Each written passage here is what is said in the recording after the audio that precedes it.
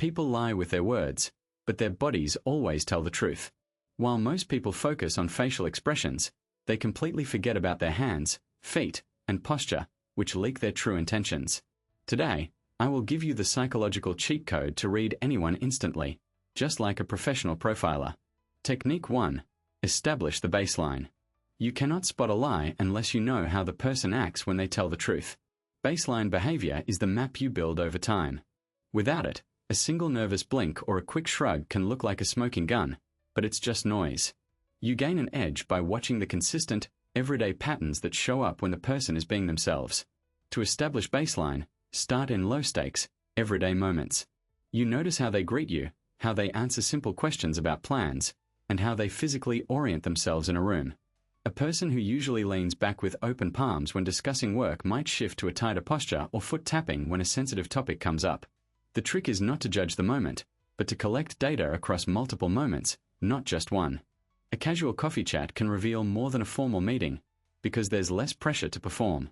Keep notes across several sessions, spread over days or weeks. Track speech tempo, pauses, and breath. Do they speak in longer sentences on certain topics and shorter ones on others? Is their voice steadier in some contexts and quicker in others? Eye contact tends to vary with comfort and culture, but you'll notice a personal rhythm. A friend who usually jokes to ease tension might suddenly become overly precise with words when honesty matters most, and you'll recognize that as a pattern rather than a one-off stumble. When you sense something off, compare it to the baseline, looking for a cluster of cues rather than a single signal. A statement that contradicts a well-worn pattern, like someone who normally explains things clearly suddenly stumbles, rambles, or avoids specifics, merits a closer listen. But you don't jump to conclusions. You ask clarifying questions, reframe what was said, and watch for consistency over a few minutes, not in a single moment. Context matters. Fatigue, excitement, or stress can tilt the baseline without meaning deceit. Practical approach matters most. Schedule follow-up conversations to test a discrepancy, or bring the topic back later with neutral questions. If your observations don't align with the person's stated intention, give them room to explain and note the outcome. Baseline work reduces fear you're being duped and replaces it with data you can rely on. You'll feel more confident reading the room when you've built that map, and you'll react less to sensational cues that aren't supported by the pattern you've observed. Technique 2. The feet don't lie. If their feet point towards the door, they want to leave, even if they are smiling. Feet often reveal what the rest of the body can't admit. Even when a smile is on their face, their feet may swing toward the door. Feet tend to be less controlled than facial expressions, and that makes them surprisingly telling. In social reading, this cue can act as a soft leak for true intent. You'll notice the whole body doesn't always coordinate with the same message, and that discrepancy is a clue worth watching. In a job interview, a candidate might meet your gaze, nod, and show enthusiasm with their voice. Their feet, though, might angle away from the center of the room or toward the exit. It's easy to miss at first glance because the smile softens the telltale sign. If you spot this, you can test what it means by adjusting the conversation. Ask a topic that invites commitment or longer discussion, not a one-note answer. Observe whether their torso and shoulders turn toward you as their feet stay pointed elsewhere. The mismatch between upper and lower body parts often signals lingering unease or a desire to end the interaction soon. In casual conversations or dating scenarios, the same rule applies. You might share an experience, and their words stay engaged and warm, yet their feet drift toward the doorway or toward an open space. It's not proof of deceit, just a sign that their attention or energy is wavering. You can respond by offering a comfortable close or proposing a natural shift to a topic they can own, something that invites their involvement without pressure. If their feet stay aimed at the exit despite renewed interest in the talk, you're seeing a genuine boundary or a need for space. Respecting that boundary, while staying present, keeps the exchange human. To use this technique well, keep a few practical habits. Notice orientation in relation to the person you're with, not just the mouth or eyes. Check consistency. Does the torso face you while the feet point away? Look for related cues like tapping toes, shifting seat position, or a sudden change in posture. Consider the room layout. An awkward chair angle can push feet toward an exit even when engagement is high. Most importantly, treat feet as a helpful data point, not a verdict. You're gathering signals to understand intent, not to judge character. If you notice a pattern of disengagement, you can adjust your approach or gracefully offer a natural pause. The goal is to read more accurately, while maintaining trust and rapport. Technique 3. The hands concept. Open palms signal trust. Hiding hands in pockets or under the table signals withholding information. Open palms often signal a readiness to share and a lack of threat. When your conversation partner's hands are visible and relaxed, you get a non-verbal invitation to trust the exchange. Palms turned up or slightly forward feels open, and it creates a sense of transparency that words alone can't deliver. This is especially noticeable in settings like meetings or informal briefings, where the hand position can sway how seriously you take what's being said. Hiding hands, whether tucked into pockets, under a table, or pressed against the thighs, can signal withholding information. But context matters. A cold room, a long day, or a habitual comfort style can make someone prefer covered hands without any intent to deceive. In tense moments, concealment may spike as people search for the right answer, or as they test how you'll respond. If concealment sticks even after you've asked for specifics, your radar should sharpen, because the pattern is where meaning hides. Still, remember that a single pocketed moment doesn't prove anything by itself. To read this cue well, track patterns over time rather than one-off moves. Establish a baseline when things are relaxed, then notice deviations in moments of high stake or scrutiny. Pair hand visibility with what's being said, not just with how it looks. A person who usually sits with open palms might briefly tuck a hand away while explaining a complex process. That could be concentration, not deceit. Cultural differences can shape comfort with visible hands, so weigh the setting you're in and adjust your read accordingly. The same gesture can have different meanings in different contexts. If you notice a shift toward concealment during a crucial moment, respond with curiosity, not accusation. You might soften the frame and invite elaboration. That point sounds important. Could you walk me through how it works in practice? A simple, calm question reduces defensiveness and invites openness. When hands stay hidden while claims are made, slow down the conversation and request concrete details or demonstrations. Open palms can then reappear, and the exchange gains both clarity and trust. The goal isn't to trap someone, but to uncover consistency between what's said and what's shown through gesture. Technique 4. Eye contact myths. Liars often hold eye contact too long to prove they are honest. Look for unnatural staring. Eye contact is a powerful channel, but it never proves truth by itself. You should treat it as a signal to watch, not as proof of honesty. One popular myth claims liars hold eye contact too long to prove honesty. Look for unnatural staring.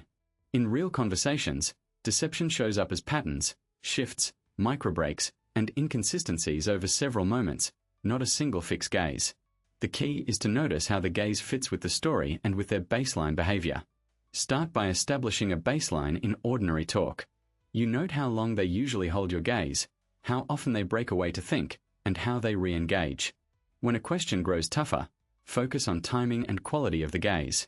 Do they freeze and stare without blinking? Or do they drift their eyes around as if searching for a cue? Unnatural staring often feels forced, like someone is auditioning for a role rather than answering honestly. Also watch for mismatches, a confident claim paired with a shudder of the eyelids or a tiny frown that betrays uncertainty. Pay attention to eye movements connected to memory versus construction. Some people look away while recalling details, others fixate on a point to avoid distraction. But mapping eye direction to truthfulness is unreliable on its own. Instead, seek a cluster of cues, a gaze that lingers too long on a single moment, altered blinking rhythm, or a brief but telling micro-expression around the eyes when a claim lands hard. If you spot a cluster, slow down your questioning and test for specificity. Real-life example. In a team update, you ask about the delayed shipment. The respondent holds your gaze with uncommon intensity, speaks clearly, and sticks to a rehearsed script. When you press for exact dates, their gaze tightens, a tiny frown flits for a fraction of a second, and they blink in a pattern that feels off. It's not proof of deception, but it is information to file away. You use that signal along with others, not in isolation, to gauge credibility. Technique 5. The mirror effect. If someone copies your posture, it is a primal sign of comfort and rapport. Mirroring your posture is a common, spontaneous cue that signals comfort and rapport in social interaction. If you lean in during a conversation, you'll often see the other person shift closer too. This isn't a calculated tactic so much as a natural reflex that helps people feel understood and connected. It can unfold in small, almost imperceptible ways, like a slight tilt of the head or a casual adjustment of a chair that matches your own stance. The effect feels primal because it taps into how we evolved to read social safety signals quickly. You'll notice specific cues that indicate genuine mirroring. Look for alignment in posture, tempo, and gestures over a short span of time. When you cross your legs, the other person might uncross theirs and find a similar angle. If you gesture with your hands, they may mirror the rhythm or the openness of those movements. The cadence of your voice, pauses, pace, and volume can also drift toward a shared rhythm. Subtlety matters. The best mirroring is seamless, as if you're both moving to the same quiet tempo rather than forcing a match. If you want to cultivate a sense of trust or rapport, you can respond with calm, natural mirroring that stays in the background. Maintain an open posture, mirror the general energy level, and pace your responses so they feel synchronized with the other person. A warm smile, steady eye contact, and a slightly lighter tone when they lean in can reinforce the bond without sounding artificial. This kind of attunement often reduces the fear of being lied to because you sense that the other person is truly following your cues and trying to meet you where you are. Real connection shows up not just in words but in the shared rhythm of body language. Of course, mirroring isn't a foolproof signal. It can appear in comfortable, neutral situations or simply because the seating arrangement nudges people to align.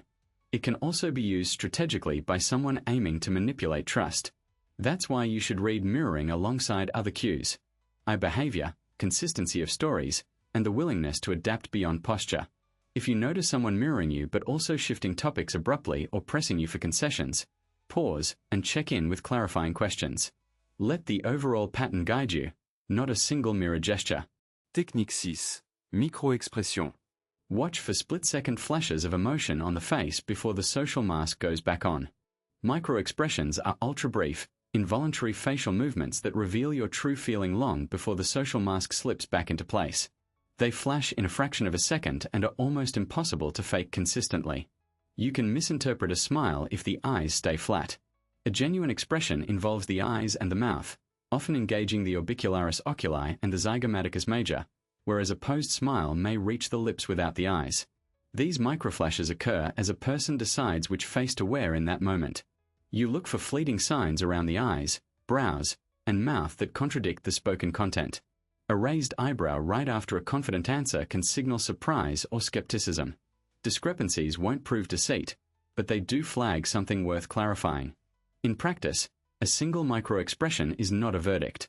Consistency across multiple cues matters more than any momentary twitch.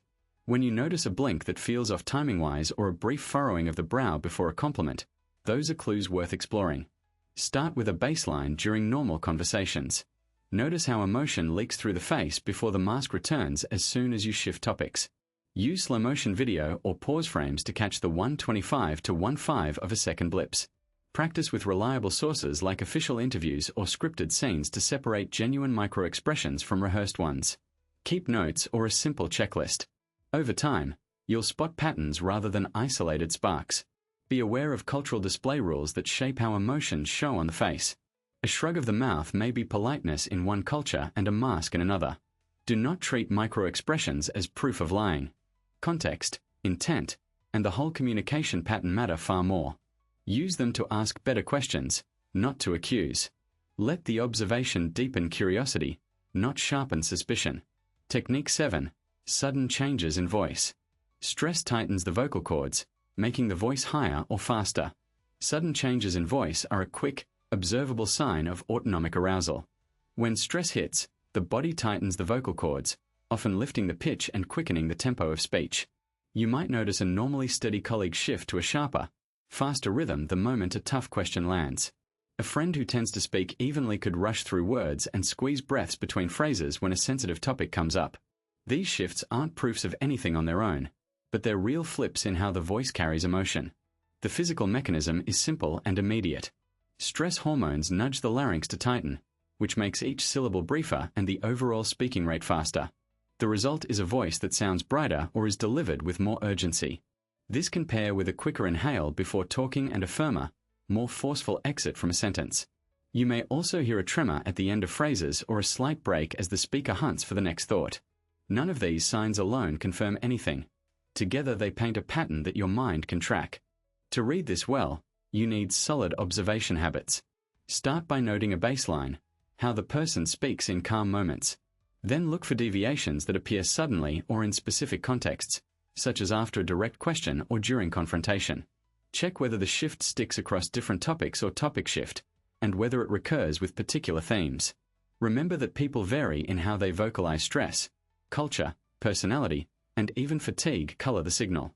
The goal is to spot consistent patterns over time, not to jump to conclusions from a single moment. If you notice a sudden voice change, respond with care and clarity rather than accusation. Slow your own speech to model calmness and reduce pressure. Give space for the other person to collect thoughts, and offer a chance to restate or reframe what was said. Ask open, non-pressing questions and invite explanations without implying deceit. In practice, you might say something like, "That came out fast. Could you repeat that part a bit slower so first can follow?" The key is to gather more data, keep the environment safe, and let the person regain tempo on their own terms. Observation is a muscle. Start watching the quiet signals, and you will hear what isn't being said. Observation is a muscle, and like any muscle, it grows stronger through deliberate practice. You train it by noticing patterns rather than leaping to conclusions. Start with basics: how someone sits, where their feet point, how fast they speak when a topic changes. Quiet signals accumulate. You hear what isn't being said when you listen for consistency between words, voice, and body. When a person claims confidence but shoulders slump, a mismatch appears. You don't label this as truth or treachery. You simply register the signal and its context. The fear of being lied to is a powerful motivator to sharpen your attention, because incongruent messages tend to reveal hidden meanings. The goal is to gather data, not to judge instantly. Watch for signal clusters rather than a single gesture. A tiny fidget may be harmless, but several signs together often point to unease or evasiveness. In a meeting, notice when a colleague answers with minimal eye contact and a guarded tone after a direct question. Their shoulders may tighten, their hands stay still, and the pace of their reply slows. Those combined cues are more informative than any single gesture. You can train your eye to track these patterns over a few minutes rather than a single moment, which keeps you grounded rather than reactive. The same rule applies to conversations with friends or partners. When someone tells you they are fine, yet their voice dips and their reply is brief, you have a pattern to note. A pause followed by a change in topic can signal discomfort or a boundary being set. You test the interpretation by asking a calm, open question and watching for a response that matches the words. You learn to distinguish curiosity from concern, certainty from hesitation, and care from avoidance by comparing what is said with what is done across small, everyday moments. Build your practice around simple exercises. Start a daily observation routine. Watch one interaction end-to-end and jot down what you notice about tone, tempo, posture, and space. Over time, you will see how context shapes signals. The same gesture means different things in different rooms. Remember to verify your read with gentle checks, not accusations. You can say, "That sounded off to me. How are you actually feeling about this?" The aim is to get closer to what's underneath the words, without turning every moment into a verdict. Here's the wrap-up you can take into any conversation. First, establish the baseline. Notice what's normal for this person across the moment you're observing. Then look for clusters of cues rather than trusting a single sign. If words clash with body language or voice, give that more weight, but always in context. Check what they say against what you know about the situation and your relationship with them. Test your read with a simple clarifying question and give space for a genuine response. Keep your own biases in check and be comfortable with uncertainty. You're here because you care about not getting pulled into confusion or misreadings. You want to protect yourself from being led astray, and these observation habits give you a practical edge. In real life, a quick example. In a team chat, someone says all good while their gaze shifts and their shoulders tighten. It doesn't prove anything on its own, but it's a cue to ask a follow-up or check in later about how things are really going. Or on a date, a person shares good news but their voice tightens and they pause. Again, it's information to listen to more than a verdict on honesty. If this felt helpful, consider two things. Try applying these steps in one real interaction today, and share what you notice in the comments so others can learn with you. A simple practice helps you refine your eye for patterns over time. And if you're watching this, you probably want more depth without losing your everyday practicality. A heads up about what's coming next. We'll dive deeper into micro-expressions, how to differentiate nervousness from deceit, and how to read group dynamics without losing humanity in the process. You'll get practical drills, quick worksheets, and real-life scenarios to practice with friends, family, and colleagues. You're building a skill that makes your conversations clearer and your choices more confident. Keep observing, stay curious, and trust the process you're developing. Subscribe if you want to ride along for the deeper dives, and tell me about a moment you tested your read and what you learned.